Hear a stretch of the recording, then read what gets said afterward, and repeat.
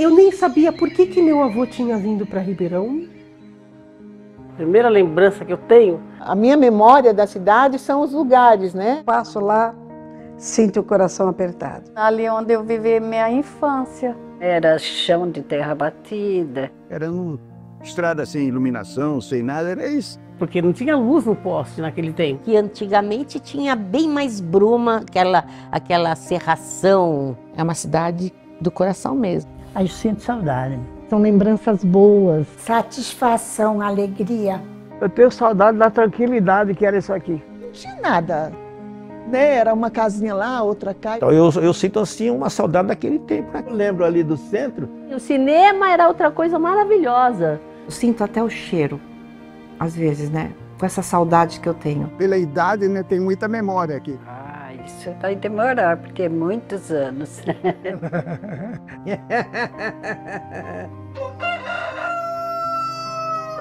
Olha, a primeira lembrança que eu tenho é quando eu morava ali em Santana, onde eu saí tinha uma olaria.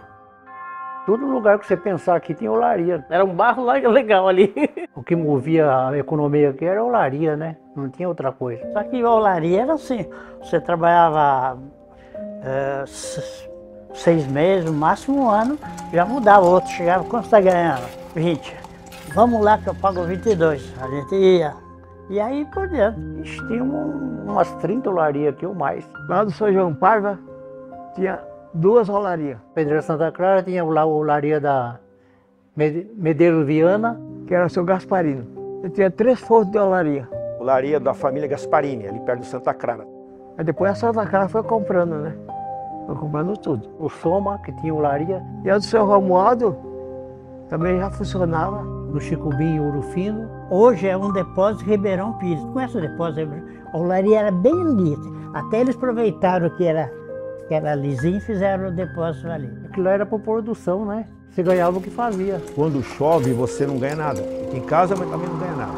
Os patrões de olaria, eles forneciam a casa para os empregados.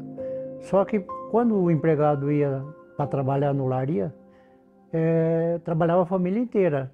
Até aquele tempo lá, eu e minha mãe, nós tínhamos o apelido de 1000 tijolos, porque ela fazia só 1000 tijolos.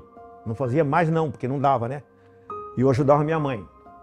O pai fazia uma coisa e os filhos faziam outra. Meu pai puxava barro, o meu irmão amassava o barro, eu lançava tijolo e assim era. Sempre tinha aquela sujeirinha, cipózinho, sujeirinha do barro, e espetava na mão da gente, porque era tudo cortado a mão da gente. Eu levantava às 3 horas da manhã, trabalhava até às 8. Às 8 horas eu ia para a escola, estudava até meio-dia e pouco. Quando chegava na escola, a professora estava esperando eu com um copo de água doce, porque eu chegava correndo e ela sabia a minha vida. Era um pouco como era. E aí, mas foi assim até os 19 anos, em olaria. Lavava a mão, o rosto, assim, passava a mão num pano, qualquer pano, e enxugava para ir para a escola. Tinha umas coleguinhas que estudavam comigo lá em Santana e elas sempre esperavam a gente para atravessar correndo para entrar naquela... Porque a igreja de Santana assim, é um caminho comprido até chegar lá, né? E a nossa escolinha era do lado, então a gente corria e entrava sempre assim, aquele pé cheio de barro, a gente não tinha sapato, sujava até o assoalho da escola com o pé, porque o pezinho vinha com barro, né? A escola era uma sala mais ou menos desse tamanho, de assoalho, que quando a gente entrava fazia aquele barulho, né? Muito boa a escolinha, era a escola isolada do bairro de Santana, mas era uma maravilha. Havia aqui na cidade uma escola chamada Asilo Nerina Adelfa Uliengo, e era um sobrado grande, onde elas moravam.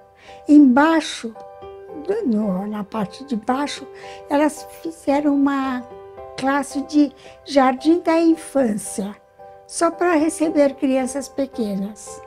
Porém, uma das freiras, a Madre Clementina, ela era professora. Ela era brasileira e formada professora.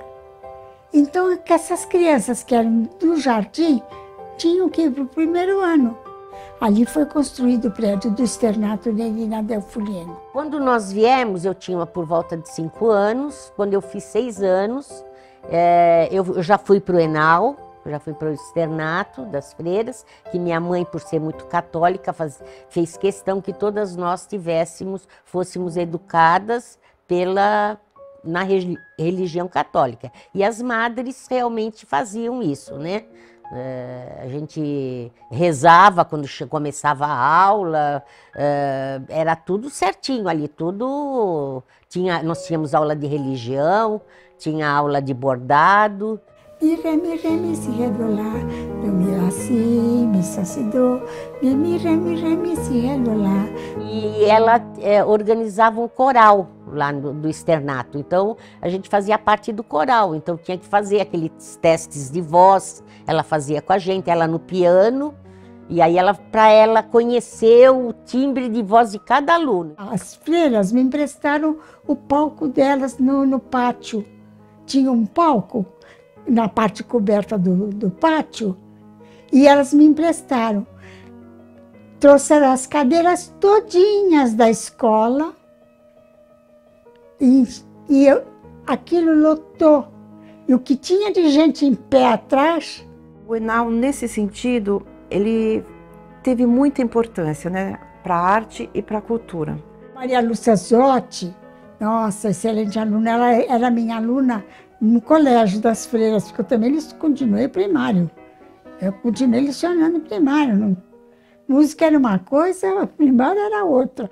Mas as irmãs mais antigas, lembro de nome de algumas delas, né? Que a irmã Osana, a irmã Rosana, são irmãs da Deodata, são irmãs daquela época que haviam, né? As madres muito rígidas, tinha umas que batiam na cabeça da gente com a régua, só não teve a palmatória. A gente tinha que andar certinho, tinha que andar tudo como elas queriam. Porque no Enal a gente não podia usar saia curta, era moda mini saia.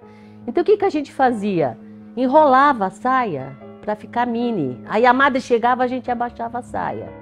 Nós, para entrar nas classes, nós tínhamos que tirar o sapato, colocar um chinelinho para entrar na classe. A gente sentava nas carteiras e tinha as carteiras que ficavam próximas às paredes, tinha uma distância pequena. Então você não podia bater nem com o cotovelo na parede. Também a madre Clementina, que era a mais brava de todas, ela ficava com a mão para trás, andando assim na hora da prova, né? Aí um dos meninos colou uma cola no avental dela, assim, com um durex. E ela andava e aquela cola atrás dela, e todo mundo ria. Ela, o que está acontecendo aqui? Nós, não, nada, mas nada. Com medo, morríamos de medo dela, morríamos de medo das madres. Estudei no Enal, extraordinário, porque eu fui fazer o supletivo lá, 1º e 2º grau. E já no primeiro dia de chegada, quando a madre superiora nos reuniu, né, aquela cambada de velho malandro, tipo eu, Mário Costa, Pedro Scomparini,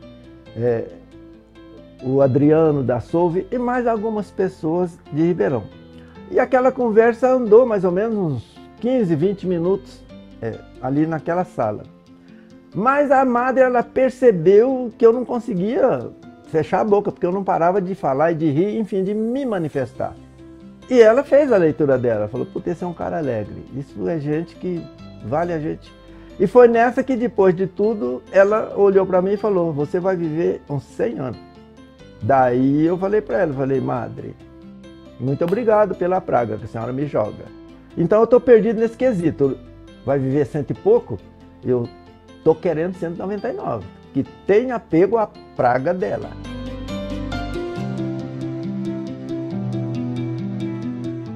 Ali era D. José Gaspar. Depois do falecimento dela, é que passou a ser Ruth Neves Santana. A Ruth Neves foi uma professora com a qual eu trabalhei quando substituta, que me deu muita ajuda. Sim, fomos amigas. Ruth Neves Santana, excelente professora. Eu ia para casa tomar banho para vir estudar, para ir para a escola. Era sufocado para mim, sabe, na época, né, meu? E eu estudava aqui na escola, aqui na Matriz, né? Que acho que hoje é... Onde agora é a Ruth Neves, era D. José Gaspar. Em frente ao Enal. Muito bom, eu gostava muito da escola, né? tinha professoras tradicionais, né? Dona Marita que é a Maria Pastana Menato. Eu aprendi muita disciplina. Dona Janete era uma professora e educadora e mãe, assim, sabe? Ela cuidava mesmo. Então as professoras, elas se interessavam pelo bem-estar do aluno também. E eu vinha para a escola, entendeu? Então eu trabalhava meio período e o resto da tarde estudava ali. Era uma escola organizada, sempre foi, né? Naquela época era muito organizada, muito rígida, né? Porque naquela época os professores e os diretores eram muito rígidos, né? A gente fazia fila para entrar, né? Fila para sair, levava livrada na cabeça. Minha cabeça ficava desse tamanho, inchada assim, sabe? Isso aí era sufocante para mim. Eram as classes separadas, as meninas ficavam numa classe e os meninos em outra, né? Então a gente não era misturado como é agora. Você não via a hora que chegava de ser embora à tarde para você sair fora do... Só que você aprendia no sufoco. Tem que aprender, sabe? Nada de você... Se você falasse alguma coisa contra uma professora ali, ou respondesse ela, pelo amor de Deus, você tá lá.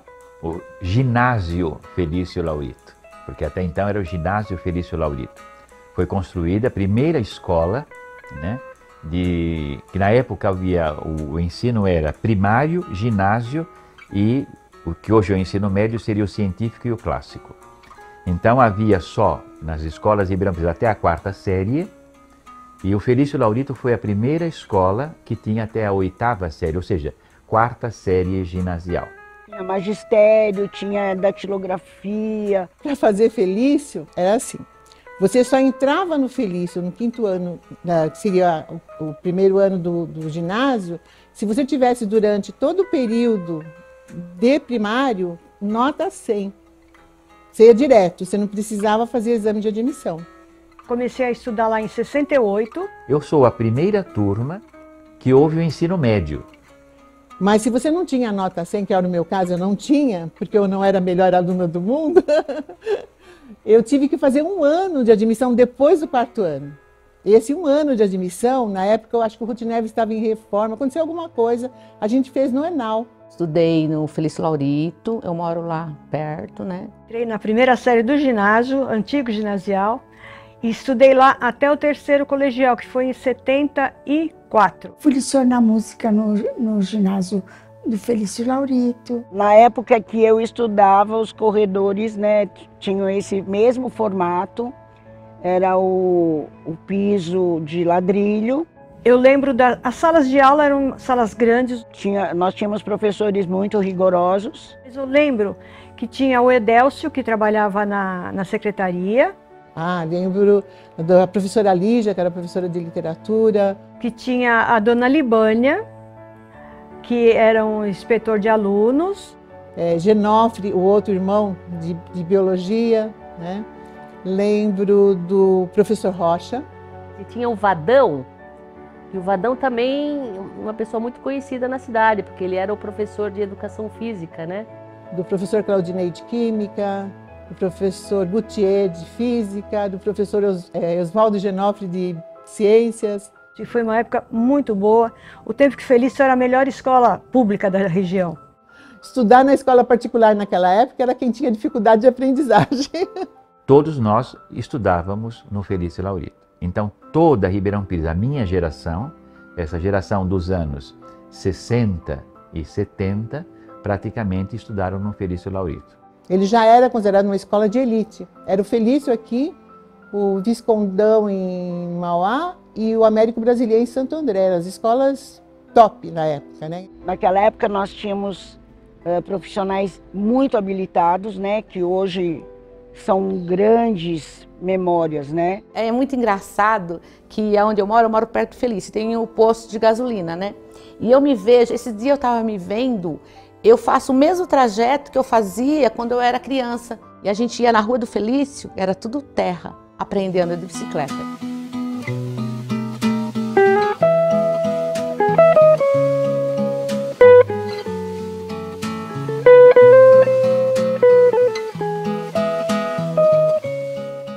Então, o que me lembra, que me vai muita saudade?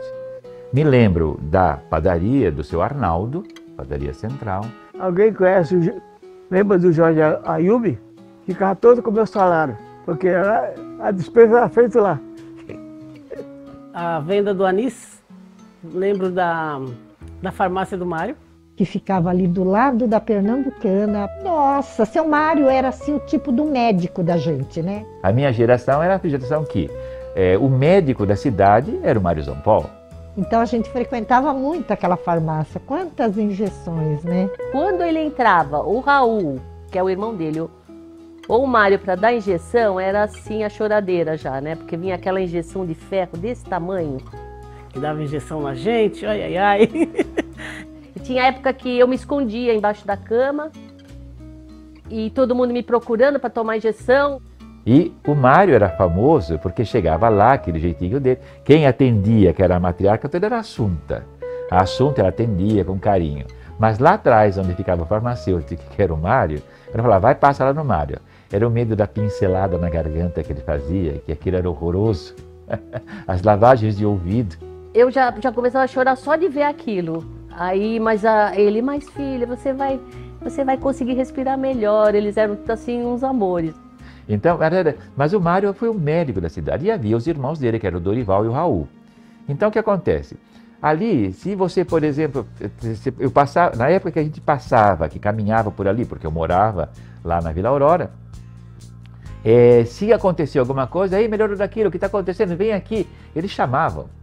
Né? As vitaminas, como eu era adolescente, passei por algumas adolescentes, então as injeções de B12 que íamos tomar ali, nessas coisas, porque eles incentivavam que tinha que se fazer aquilo. E ajudavam muito as pessoas, porque não tinha médico, as pessoas não tinham dinheiro para ir ao médico, e eles receitavam. Eles foram, assim, um marco na cidade, meu respeito. Agora havia os outros médicos aqui, claro, havia o doutor Acílio, havia o doutor Nicolau, que abriu o hospitalzinho lá em cima. Sim, doutor Nicolau Acef. Conheci antes do doutor Nicolau ter o hospital. Ele veio primeiro para cá e depois ele construiu, ele alugou um prédio grande aí na avenida e transformou em hospital. Até que mais tarde ele construiu o hospital atual. Né, todo o doutor Reis também, que eram os médicos daqui, doutor Caio, são os médicos da época.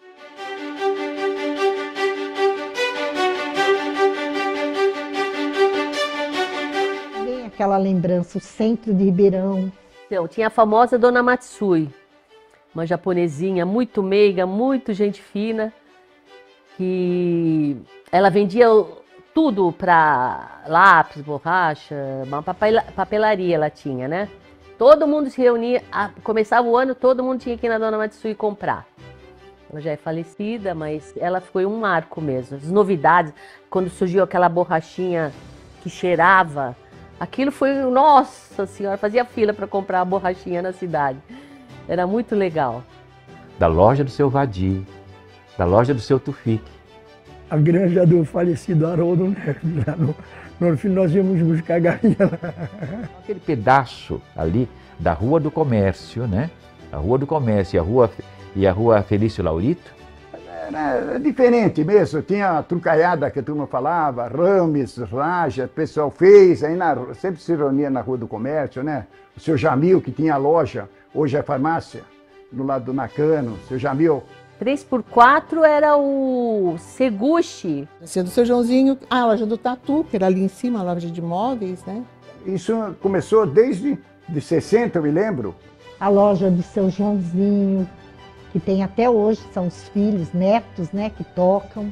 Tinha ver antes, né? Tinha o Pedro Domingues, que era o pai dele também, tinha loja. Seu Pedro também.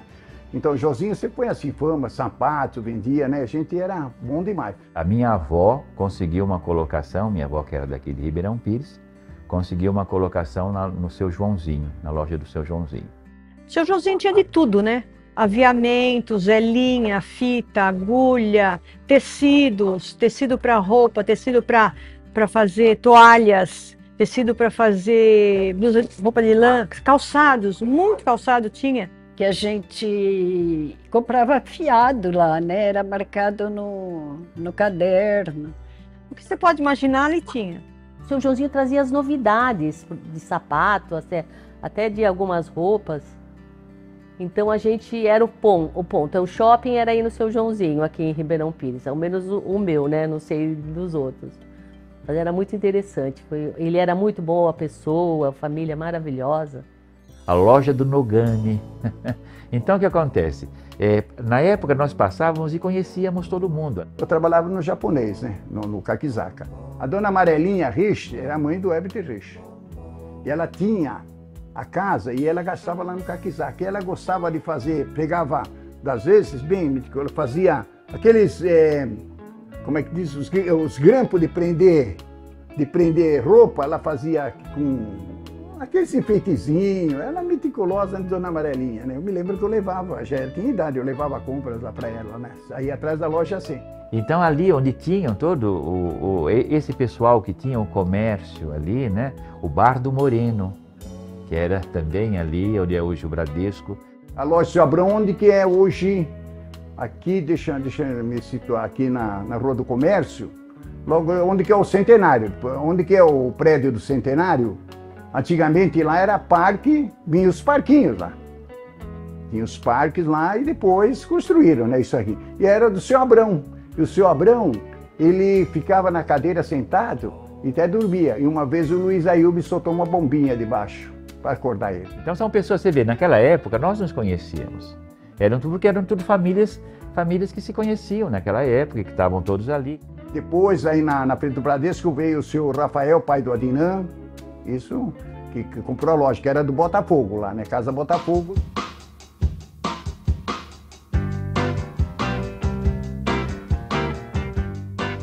Alguém lembra do Morro de Santo Antônio, ali na Vila do Doce? Lembro, nossa mãe. Dessa época também, é que nós tínhamos 2 morros Santo Antônio aqui.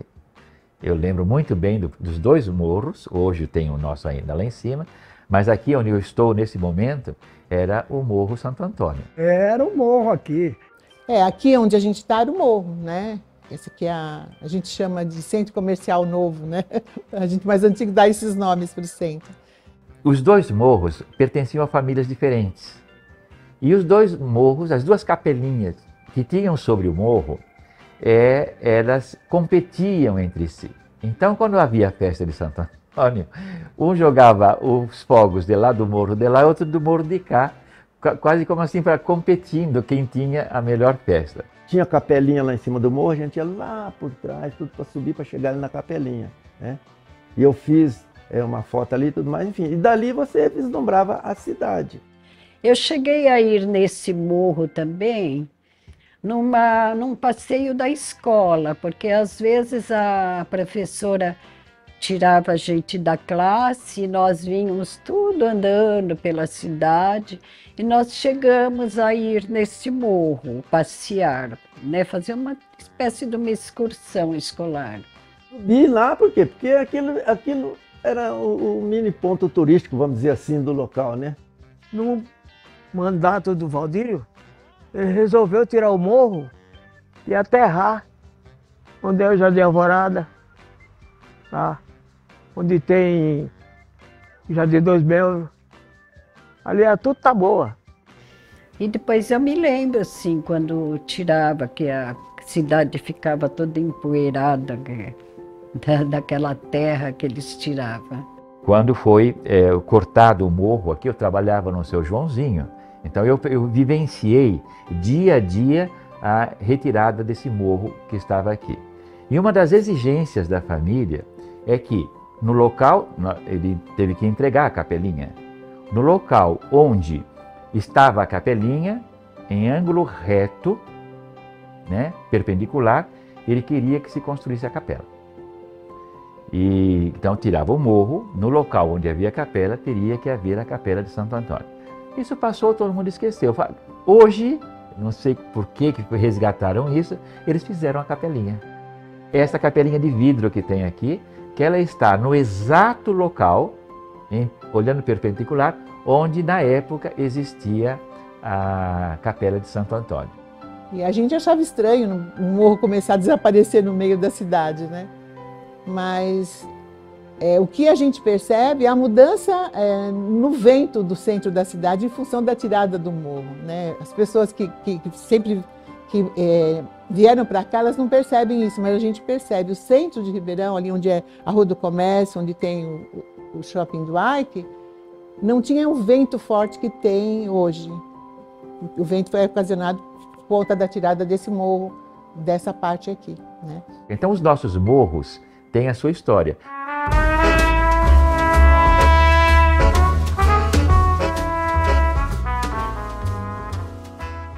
Mas lembro também, Ribeirão era muito festiva. Ribeirão tinha carnaval todo ano. Tinha gente de Santos para os carnavais, de todo o ABC. Naquele tempo tinha o Clube O Garotos de Ouro, tinha um outro aqui onde hoje é o shopping. Começou com o Cine Brasil, pelo pai, o Abdala Chiede, e os filhos construíram o prédio onde em cima era o Andorinhas. O Andorinha. Lembro, nossa. Que era um salão de festas, de baile, né? Que os jovens de Ribeirão frequentavam muito. Batia cartão lá. Todo sábado e domingo a gente ia para Andorinha. Eu mais ele, nós íamos prestar policiamento no Andorinha porque tinha um baile. Isso aí foi anos 70. Ele tinha o Calouros do Didi. Ele fazia que nem faz esse pessoal da televisão hoje, aquele programa de calor. Ele fazia aqui já. E nós fizemos o baile lá e acabou a energia elétrica. Aí tinha a sorte que tinha um piano e um sax para tocar. O pessoal ia cansar lá e ganhava um prêmio lá, né? O melhor lá, o pessoal aplaudia para ver, para isso, porque é a mesma coisa que uma televisão hoje. A tia Edi, uma senhora que se dedicava a fazer reuniões, ela era bem ativa, ela montou o grupo da Michórdia, era um baile da Michórdia, chamava. A gente podia ir sozinha nos bailes, sem problema nenhum. Aí o que a gente fazia? Enrolava a roupa aqui em cima, a saia, e saía, tchau pai, tchau. Saía e ia pro baile e depois abaixava a saia, todo mundo fazia isso. Ai, a gente se divertia muito, tinha muita coisa, sabia? Acho que tinha mais coisa naquela época do que hoje. Nos carnavais, havia os blocos, né? Tinha os blocos da cidade e normalmente os blocos também tinha do grupo do ginásio. E a gente que organizava, vendia os convites e era bem legal. Aí sim eu frequentei lá. Que era o chique da cidade. Então veja, aqui em Ribeirão Pires nós tínhamos o Monchateau aqui, o Andorinhas lá em cima. E daí o Ribeirão Pires aqui, o clube do Ribeirão Pires aqui atrás. O Olaria. Carnaval era muito bom no Olaria. Eu fui diretor do Olaria, mas dizia assim, do clube do Olaria. Quando eu peguei, eu abracei, que o Simões era meu braço direito, né? Atrás, né, do cemitério era o Clube Olaria. Eram bailes das 10 às 4 da manhã, não era como é hoje, não. Aí depois começou a ser das 11 às 4. O Ribeirão Pires, antes de vir para cá, porque ele era lá em cima, onde hoje era o teto. Gente, os carnavais de Ribeirão era uma coisa assim à parte. Montavam-se grupos, tudo com a mesma, blocos com a mesma fantasia. E aí eu tinha o meu bloquinho que eu é que costurava, que eu era a única que sabia costurar. A Lúcia Zotti, a Eliana, a minha irmã. E a gente chegava lá 11h01 e saía 4h01, porque a gente não queria perder nem um minuto de baile. Fui pra casa dormir, acordei com quase que uma jornalada na cabeça. Eu falei, pai, o que aconteceu? Olha aqui! Primeira folha do Diário do Grande ABC. Eu, toda de biquíni em cima, a barriga toda de fora, um sarong aberto até aqui. Que é isso? Que roupa é essa? Eu falei, eu não sabia. Eu falei, ai, é hoje, meu Deus, hoje que eu vou apanhar.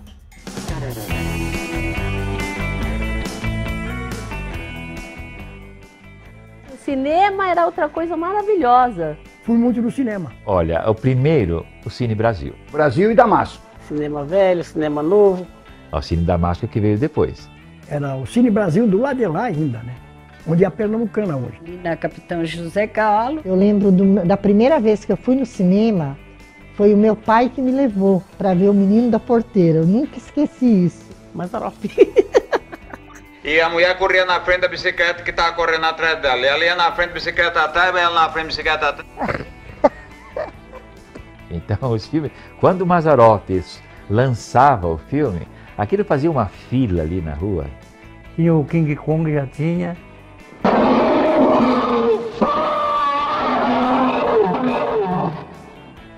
Nós íamos ver esse filme do Elvis Presley.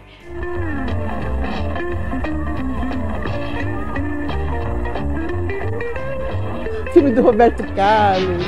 Eu sei que vou sofrer, mas tenho que esquecer.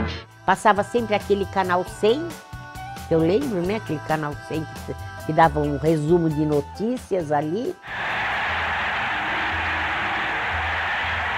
Mas a gente ia ver também aqueles bang-bang. Ia na sexta-feira assistir o seriado, O Vale dos Desaparecidos, Faroeste.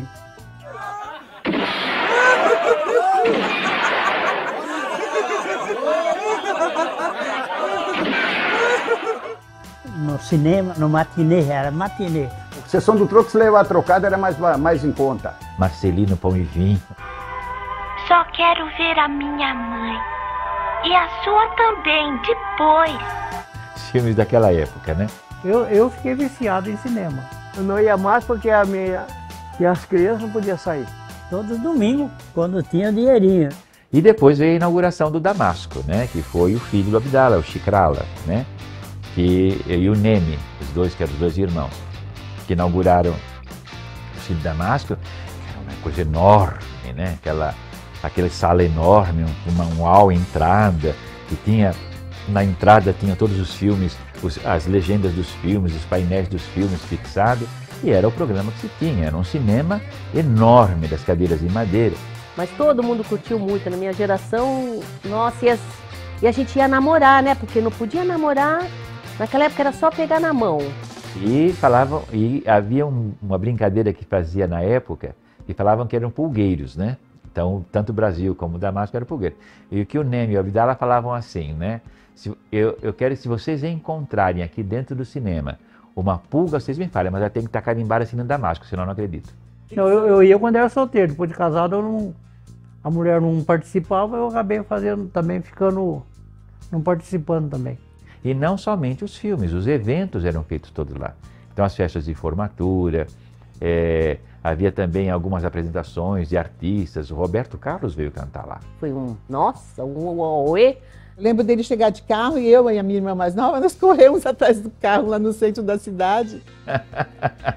Assim, ele passou, né, pelo centro, né? Naquela época a estação era aberta, né? Então os carros passavam por ali, né? E aí ele passou, o carro passou e deixou ele na frente do Cine Damasco. Então, quando vi o Moacir Franco, veio cantar no Cine Damasco, né? Lá de longe eu aprendi que o amor morava aqui. A alegria não me acompanhou mais. Todos esses artistas da época, e que eu não podia assistir porque eu não tinha dinheiro para pagar a entrada, né? Mas haviam esses shows, né? E tinha um programa que era de televisão, que era da Record, na antiga Record, e que ocasionalmente, eles faziam o programa no Cine Damasco transmitido. Teatro, a gente teve alguns que vieram atores famosos, né? Nós tivemos o teatro com o Tarcísio Meira e a Glória Menezes, Tudo Bem, no ano que vem, eles apresentaram no Cine Teatro Brasil. Ter a chance de fazer uma comédia, na qual eu realmente me divertiria muito, como estou me divertindo, e na qual o público também se diverte muito. A Regina Duarte também veio com a peça O Santo Inquérito.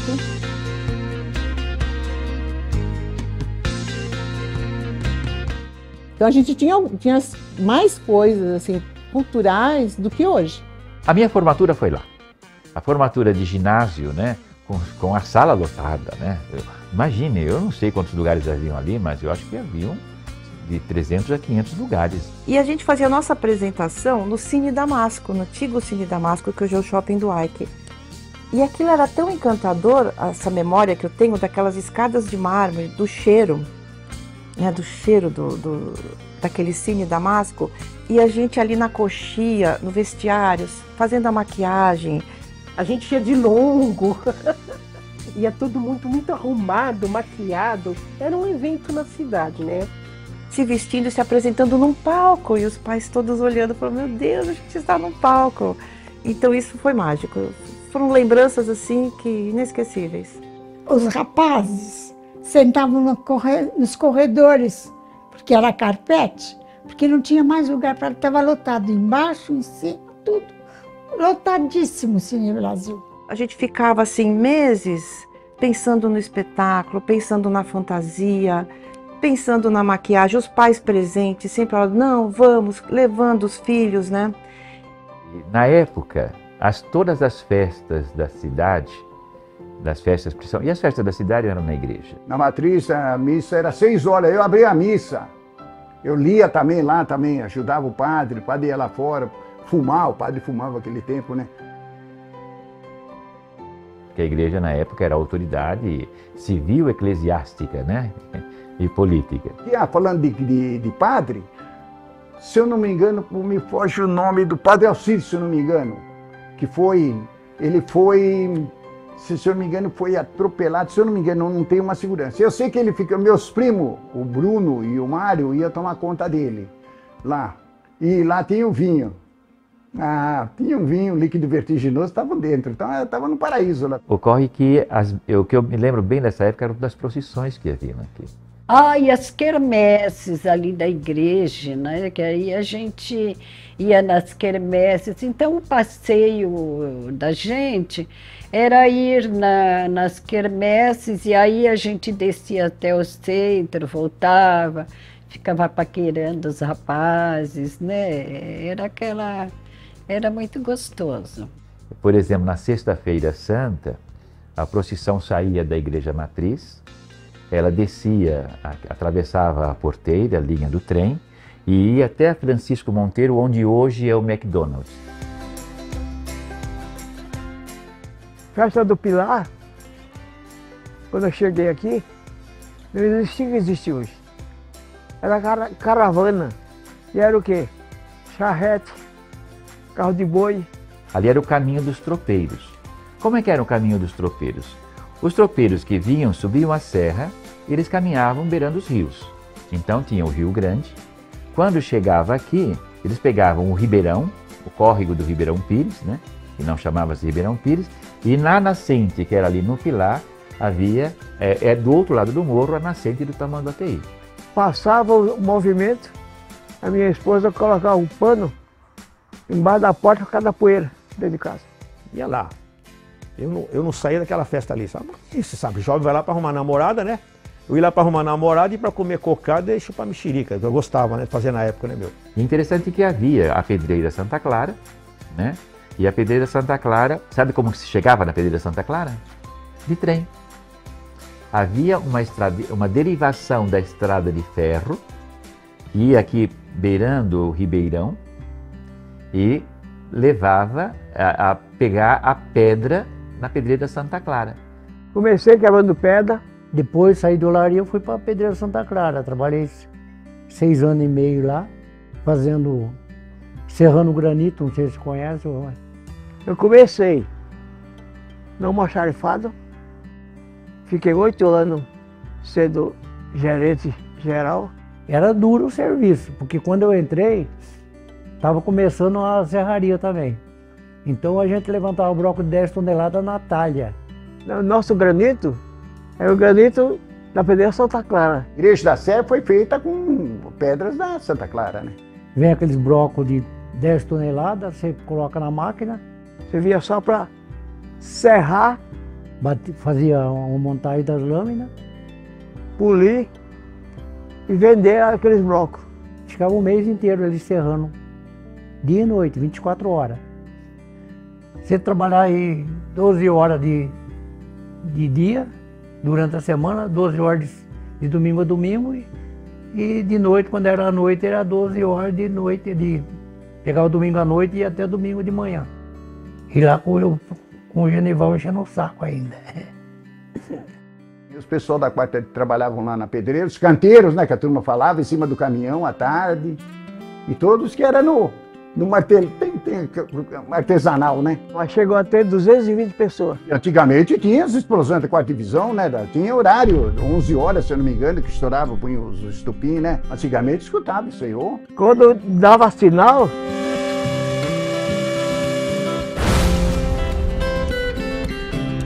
não podia ficar ninguém lá em cima.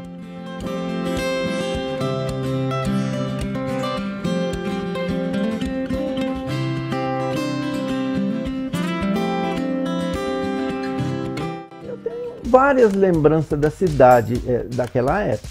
Futebol. Eu não gostava de futebol. Naquela época, sim. anos 60 praticamente, né? Falou, gente, eu tenho um irmão mais novo lá, quando eu trouxer ele pra cá, vocês vão ver o que é bola. E foi nessa que quando eu vim, eu cheguei, e naquela época tinha o Cruz de Malta, time aqui que hoje já não tem mais. E o meu irmão que trabalhava no banco, ele jogava lá no Cruz de Malta, né? Ele era mais um trabalhador do que um jogador, o outro já gostava mais da bola. Naquela época entrava-se nas fábricas por causa da bola, principalmente. Eu fundei o Santa Clara Futebol Clube. Mas aquelas mais, vamos dizer assim, de quem realmente gostava da bola, além do Cifrão, tinha. Que a Constanta tinha uma máquina de jogar bola. A Constanta sempre foi muito ligada a esportes. Eu, inclusive, participei como jogadora de basquete num campeonato, que inclusive o Bellini, o jogador Bellini, ele era o nosso coordenador do campeonato. Mas ele era muito forte. O time dentro das empresas era lá fora. Constanta, Torino, Cruz de Malta, Olaria, Brasil. A Dianda tinha lá o time dela, né? Não chegava, enfim, né? Isso aí eu tinha seguramente, tinha uns 14, 15 anos. Então formou o Brasil aí na Vila Aparecida, Clube Atlético Brasil. As exceções, né? Porque, por exemplo, aí você falou, né? Por exemplo, a Ceporex não tinha time, a Rodolfo Valentino não tinha time, mas aquelas mais assim, a Jovipa não tinha. Do Ribeirão foi em 60 que eu joguei. Em 60, porque eu falei pra você, era para disputar campeonato, então fizeram uma seleção, eu vim pra aí. Mas não deu certo, não deu certo, aí o Simões me levou pra Olaria.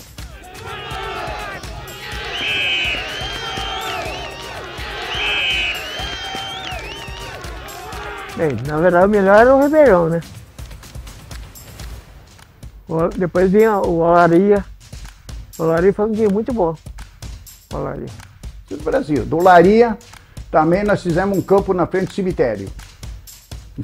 Eu saía da Pirelli 5 horas e vinha ajudar a turma a pôr areia, jogando. Fizemos dreno na frente do cemitério, lá de baixo. Cláudio Bertoldo, que nunca era de futebol, até ajudava nisso aí. Tinha turma naquele tempo, anos 60 praticamente, né? Fizemos um campo de futebol lá, o pessoal trabalhava de construção, era uma irmandade, né? Conheci o Cocada, uma canela seca. Conheci o Boca Rica, conheci os Beethoven ali, os 3 irmãos.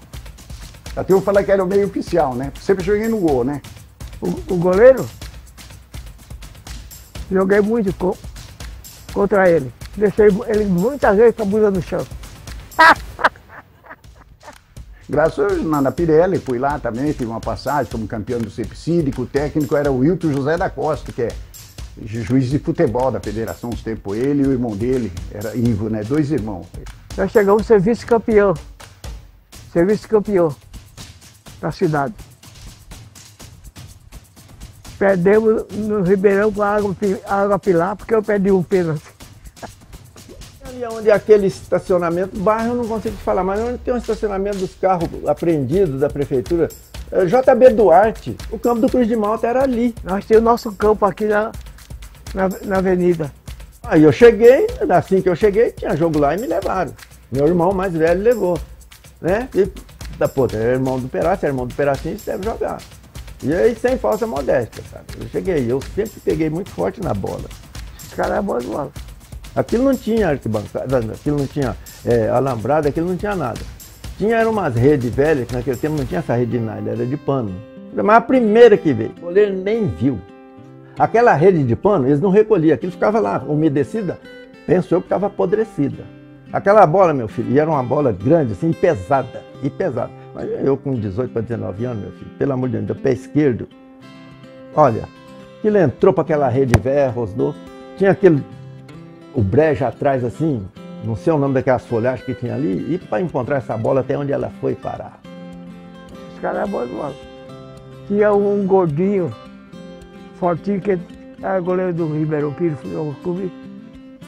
Conheci o Renan, o outro que foi treinar no Corinthians, chegar a ser profissional. Muita gente. O Aníbal, que era goleiro da Pilar.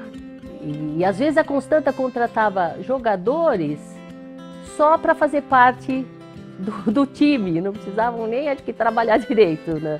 Não sei se eu estou enganada, mas eu tinha essa impressão, porque era para enriquecer, né?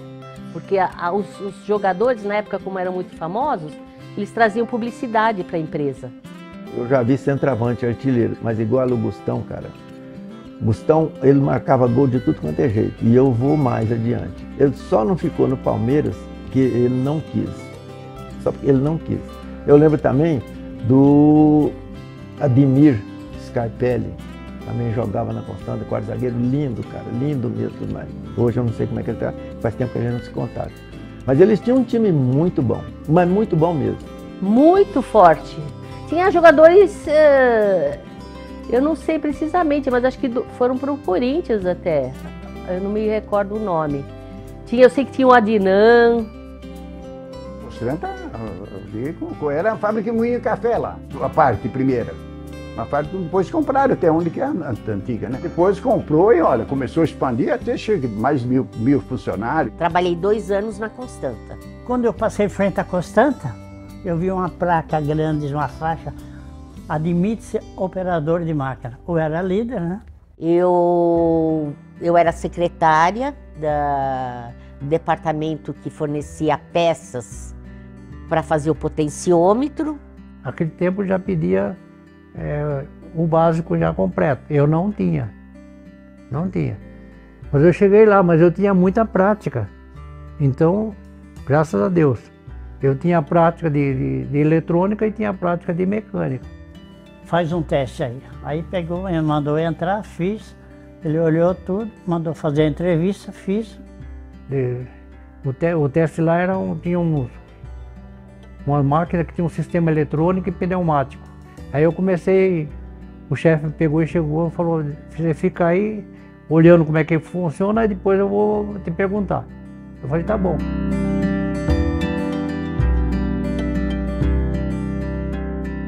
E ali a gente, era a cidade inteira que estava naquela empresa, era impressionante.